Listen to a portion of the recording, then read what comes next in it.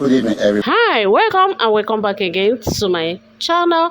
My name is Lucy Choma. Okay, so the video you're about to watch is video of Herbert Wigwe's PA, okay, Olushola Fale. So he narrated how his late boss Herbert Wigwe changed his life from nobody to somebody, and he also narrated how luggage issues prevented him from taking helicopter with his boss. Okay, so I'm going to allow you guys to watch the video and tell me what you think about this video. And if today is the first day you are coming across my channel, if you have not subscribed, do wait to smash on the subscribe button to subscribe to my YouTube channel.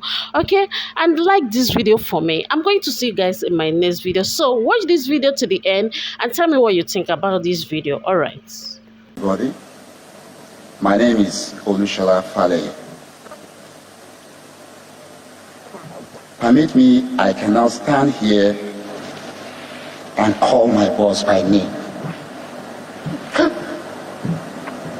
So I will refer to him as Dr. Herbert, or probably Doctor. Forgive me.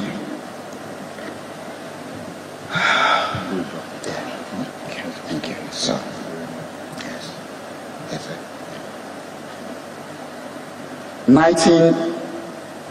2019, or at the late part of 2018, it was a time for Access Bank to acquire Diamond Bank. Everybody was thrown into turmoil with a mind of uncertainty of what next. You know what plays out when an institution acquires the other. So the fate of the staff of the acquired institution becomes shaky. What a December. Everybody was worried. I was more worried because I didn't know what next.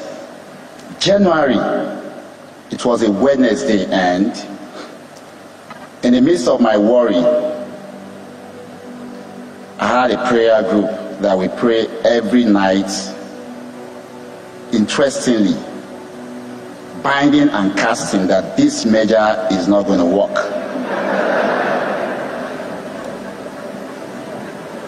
And on Wednesday, that fateful day, my phone rang. And I heard, Dr. Herbert wants to see you. I was like, how? From where? And I had to go to Uzama's office, and I met him. And he called me my name. How are you, Shola? I would like you to start working with me.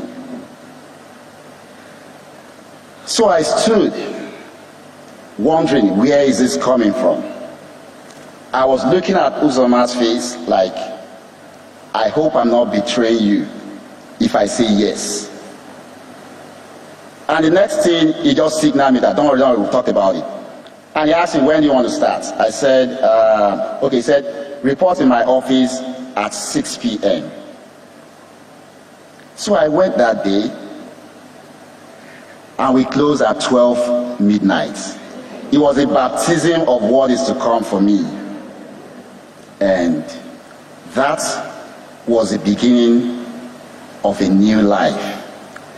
And I came to realize that one of his strengths, Dr. Herbert, is that he comes to you in a time of storm and he rescues you.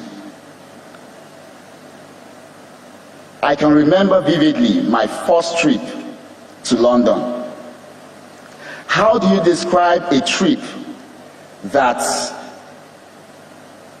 everything you imagine in a movie became a reality? I saw myself landed in Luton Airport, and immigration came in to stamp our passports, and a vehicle was waiting. I've never seen that in my life before, only in a movie. And we came down. I was like, is that it? Guess where we're going? he had a dinner with Theresa May that day. How else do you describe a grand entry? It is only one person that can make that happen.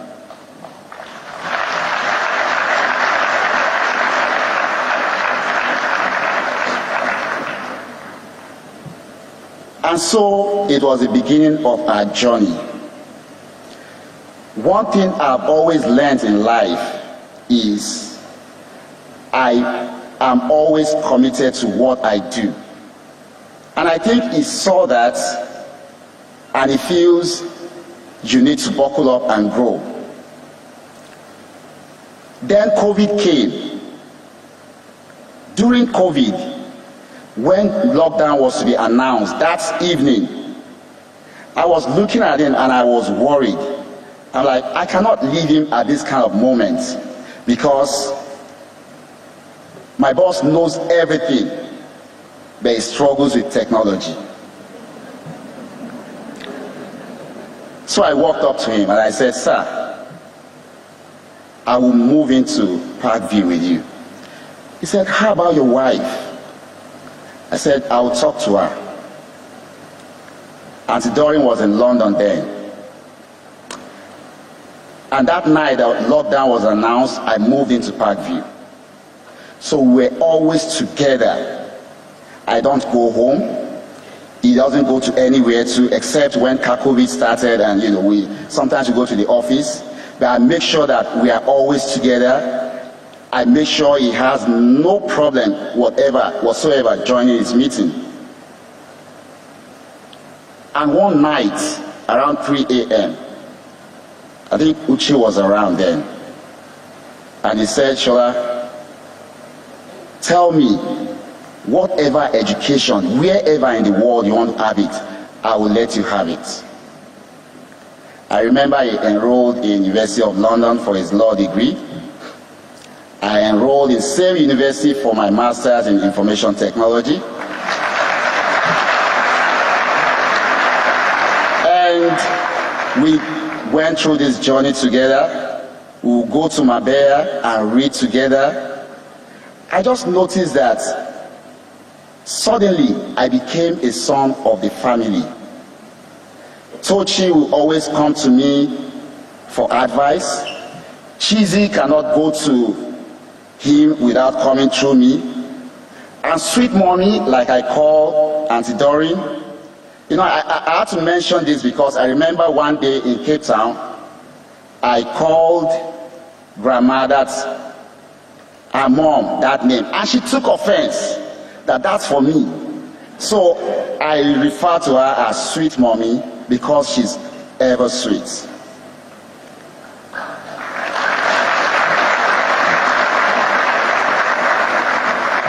And that's the man, just one man, God threw into this generation. And I don't think anytime soon we'll have such a man. One early morning in Dusseldorf, we were in Germany, and he called me to get him a power bank. I went to his room around 4 a.m. So he was seated on the headboard of the bed. Usually when we travel, he gives me one of his keys. So I just knocked and opened the door. I went in, and what I saw that morning scared me. So I saw his eyeball so dim, not like an ordinary human. And I gave him the charger. I went back. In the afternoon, I asked him, I said, sir, I was afraid when I saw you that morning. He said, those are the times he reflects on what to do. He is a great man. He lives. So that is why I pick most of those songs, because I still see him. He lives. He's just everywhere living, because his dream is scattered everywhere, germinating and growing.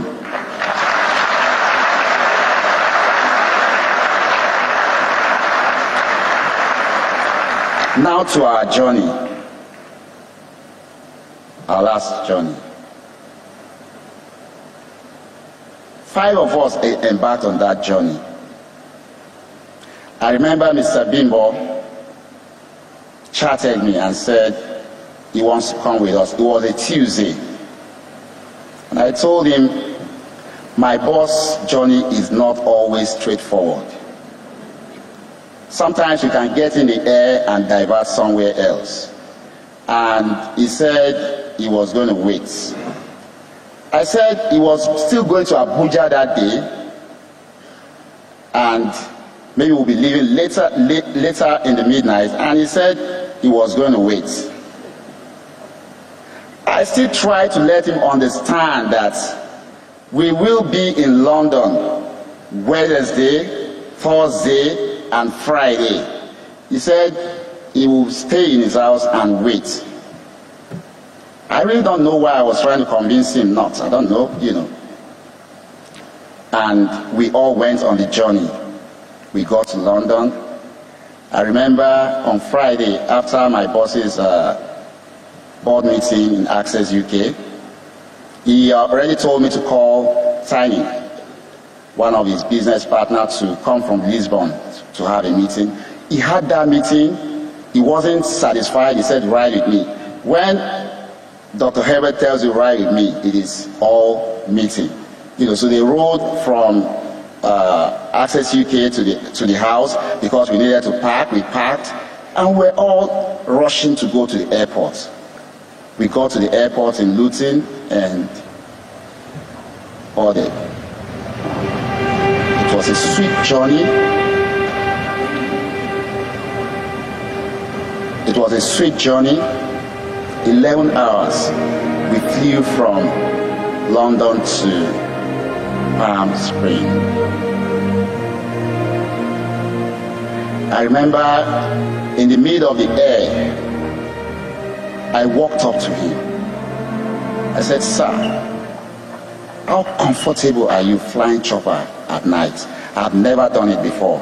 And he said a word. He said, this is America. They have navigation system for flying chopper at night. And I went back to my seat. And we landed. Everybody was filled with joy that we're finally almost there. Sat, waited to be cleared by immigration, and we came out. So coming out, we had 2 vans waiting. One was to take us to go board the chopper. The other was to take our luggage because they cannot go on the chopper. Throughout my year of working with him, I've always told myself that flying that way is not a luxury for me. I am on duty. And as they were loading the luggages, and this thought started playing in my mind that, okay, you will fly chopper, 1 hour you're there. The next 3.5 hours, the luggages are not going to come. Will I go to bed? No. I still have to sit down and wait for those luggages to come. And I'm like, so why not just go with the luggages and get there and deliver to him and others in the room? Like I said, I always reason in the line of duty. And I walked up to him. I said, sir, I think it's safer and will be secure for me to just ride and bring the luggage to you. He said, brilliant idea.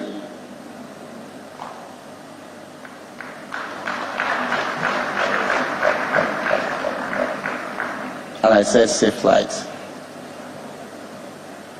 Since 2019, I cannot count 1 or 2 places or flights that is being in that I'm not in it. We are always together. I can recall, Madam will always tell anybody, if you need to talk to my husband, look for Shola. They build that trust, they build that confidence in me. And I drove off. and they went to board. 2.5 hours into my own journey, I was a bit sleepy in the car. So at exactly 10:09, mind you, the chopper went down at 10:08. At 10:09, something just pricked me, and I picked up my phone. I'm like, they should have landed, in my own estimation, and I called him first. It wasn't ringing. I called my